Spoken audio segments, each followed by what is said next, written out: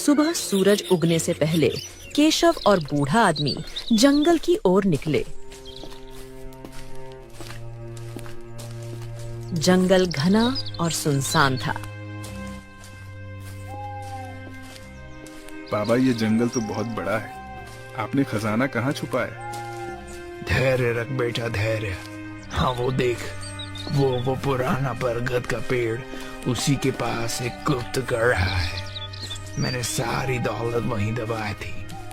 अरे इतने सालों के बाद भी आपको सही जगह याद है? बेटा, जब जिंदगी का हर पल उसी खजाने की याद में बीते तो भूल कैसे सकता हूँ मैं। मेरे लिए ये सिर्फ धन नहीं, मेरे परिवार की आखिरी निशानी है। हाँ बाबा, मैं आपका दुख समझ सकता हूँ। खैर चलिए बाबा, जल्दी से उस जगह को ढूंढते हैं। चलिए। दोनों बरगद के पेड़ के पास पहुंचे। बूढ़े ने गड्ढे की जगह दिखाई। हाँ यही है, यही खोदो केशव। थोड़ा नीचे संदूक मिलेगा, अच्छे से खोदो। हाँ ठीक है बाबा, मैं अभी शुरू करता हूँ। केशव ने फावड़े से खोदना शुरू किया। कुछ देर बाद एक पुराना संदूक निकला जिसमें सोने की ईंटें और मोहरें चमक रही थीं। अरे बाप रे बाप बाबा, ये तो सचमुच खजाना है। इतना सोना, इतना जवाहरात, मैंने तो ऐसा कभी नहीं देखा। हाँ बेटा, ये मेरी जिंदगी भर की कमाई है। इसमें मेरे परिवार की यादें हैं। बेटा, इसका आधा हिस्सा अब तुम्हारा है। बाबा देखिए, मुझे इतना धन नहीं चाहिए। हमारे परिवार के लिए 2 वक्त की रोटी और थोड़ा सा सुख, बस इतना ही काफी है। बाकी सब आप रख लीजिए। केशव बेटा, तुम्हारा दिल सोने से भी ज्यादा कीमती है। फिर भी कुछ सिक्के और ईंटें रख लो अपने परिवार के लिए। ठीक है बाबा, आप इतना कह रहे हैं तो मैं थोड़ा सा लूंगा, लेकिन बाकी आपका है। मैं इसे आपके लिए संभाल लूंगा बस। बेटा, इस धन को सावधानी से रखना। मेरे साथ तो एक ईंट की वजह से मुसीबत हो गई थी। लालच में मत फंसना। केशव ने कुछ सिक्के और ईंटें ली, बाकी बूढ़े को दे दिया। दोनों फिर गांव लौट आए।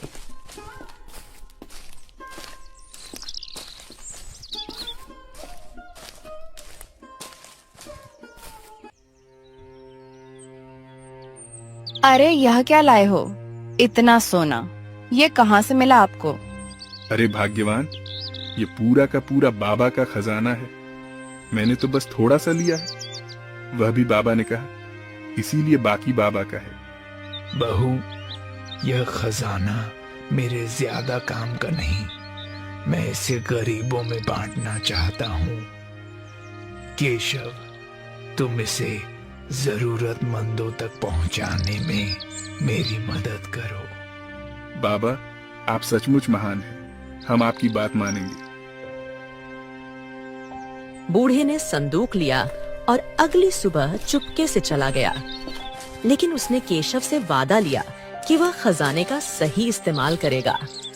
केशव ने खजाने के कुछ सिक्कों से छोटा सा व्यापार शुरू किया। उसकी मेहनत और दलता से व्यापार जल्दी ही फैलने लगा।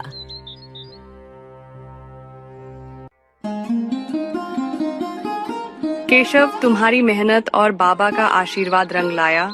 अब हमारे घर में सुख शांति है। हाँ सही कहा भाग्यवान, ये सब ईश्वर की कृपा और बाबा जी की दया से हुआ है। अब मैं इस धन से गांव वालों की मदद करूंगा। केशव ने गरीबों को अनाज बांटा, बीमारों की देखभाल की और बच्चों के लिए एक छोटा सा पाठशाला शुरू किया। गांव वाले उसे बहुत सम्मान देने लगे। भैया, केशव जैसा नेक इंसान तो इस गांव में कोई है ही नहीं। उस सब के लिए कुछ ना कुछ करता है। गजब आदमी है वह। हाँ, पहले केशव के पास कुछ नहीं था, फिर भी उसने हमें खाली हाथ कभी नहीं लौटाया। अब वो हमारा भगवान है, भगवान। अरे भगवान तो बस एक ही है, ऊपर वाले सबका मालिक एक। ठीक है, और मैं तो देखो भाई, अपना फर्ज निभा रहा हूं। अगर मेरे पास है तो दूसरों को बांटना मेरा धर्म है। केशव ने अपने टूटे फूटे मकान की जगह एक सुंदर घर बनवाया। वो मेहमानों का पहले से ज्यादा आदर सत्कार करने लगा। उधर शांतिलाल की कंजूसी और घमंड ने उसे गांव में अकेले कर दिया। लोग उससे दूरी बनाने लगे।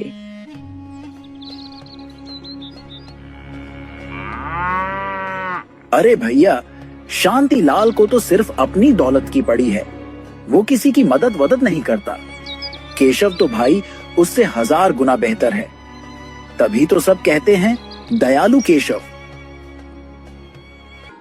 केशव, तुम्हारी इज्जत अब 7 गांव में फैल गई है। लोग तुम्हें दयालु केशव कहते हैं। अब भाग्यवान ये सब ईश्वर की मर्जी है। हम तो बस वही करते हैं जो हमारा दिल कहता है। केशव की तरक्की की खबर शांतिलाल तक पहुंची। वह अपनी पत्नी के साथ केशव के नए घर गया।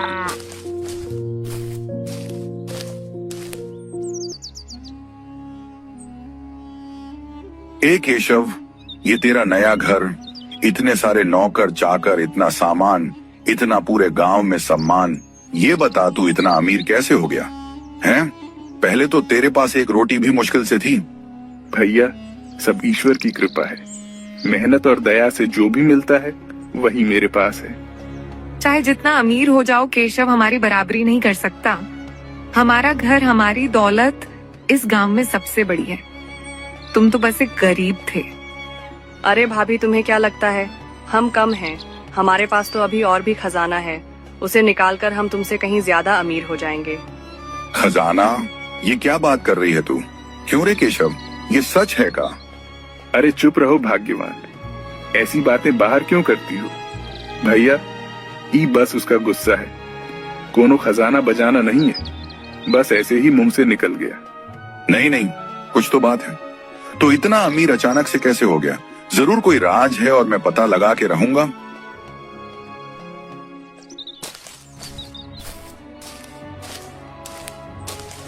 शांतिलाल और उसकी पत्नी घर लौट गए। शांतिलाल की पत्नी ने जलन में आकर सारी बात अपने पति को बताई। सुनिए, केशव ने जंगल से कोई खजाना निकाला है। उसकी पत्नी कह रही थी कि जंगल में और भी खजाना है, हमें वो ढूंढना होगा, वरना केशव हमसे आगे निकल जाएगा। अरे जरूर उस बुढ़े ने केशव को बताया होगा, जिसे मैंने अपने घर से भगाया था। मैं किसी भी तरह से उस खजाने को ढूंढ निकालूंगा।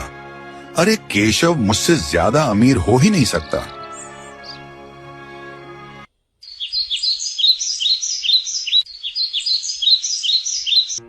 शांतिलाल ने केशव की निगरानी शुरू कर दी। वो हर समय प्रीतम के घर और उसकी हरकतों पर नजर रखने लगा।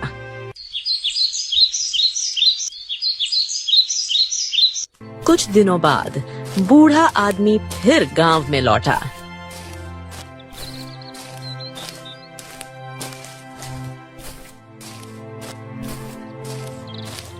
शांतिलाल ने उसे गली में देख लिया और उसका पीछा शुरू किया।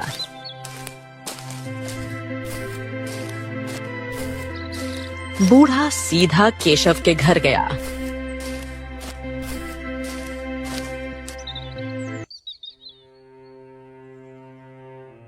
बाबा, आप फिर आ गए। देखिए, आपकी कृपा से मेरा घर अब सजा हुआ है। आप देखिए तो सही। अच्छा, आइए आइए, अंदर आइए, अंदर आइए।